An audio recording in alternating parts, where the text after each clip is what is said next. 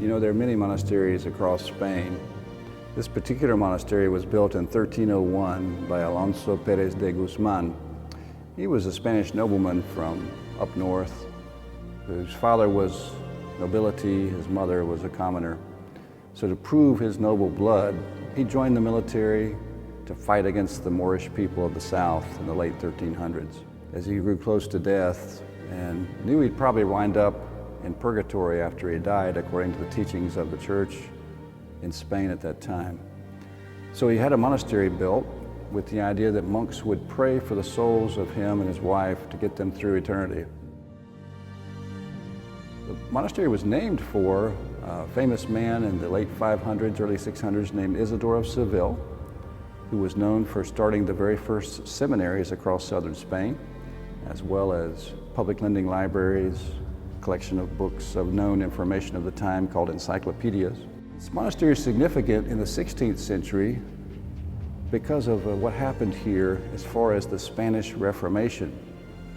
At that time, the monks were curious about the truth of God and had heard that there was an opportunity to believe through the grace of God and faith completely in Christ's finished work on the cross. So many of the monks were transformed. They were born again, but they had no Bible in Spanish. Consequently, during that time, they decided to begin the translation of the Bible right in this very monastery into Spanish for the first time in history. But because of the Spanish Inquisition being close by, they knew their efforts might be destroyed. So they fled for their lives in 1557, and 12 monks escaped with the beginnings of the translation to Geneva, Switzerland.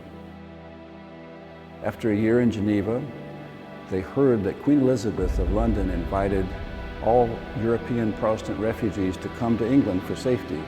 So they moved there, became part of the universities of Oxford and Cambridge, continued the translation, which they finished in 1569. After all the copies of the Spanish Bible were distributed, some years later in 1588, one of the translators said, if God one day would have mercy on Seville, it would only be right that this monastery would become a university chiefly dedicated to the study of theology. Greater things than this God has done in our days.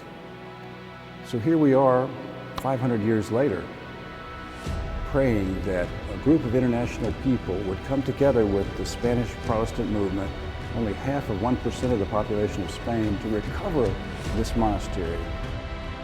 In all honesty, this project of obtaining this monastery, restoring all these buildings, is way beyond a small team like we have now.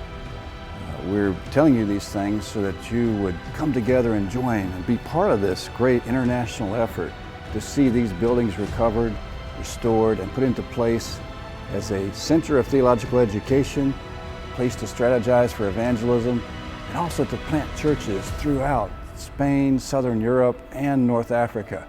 Come join us and be part of this great monastery recovery project.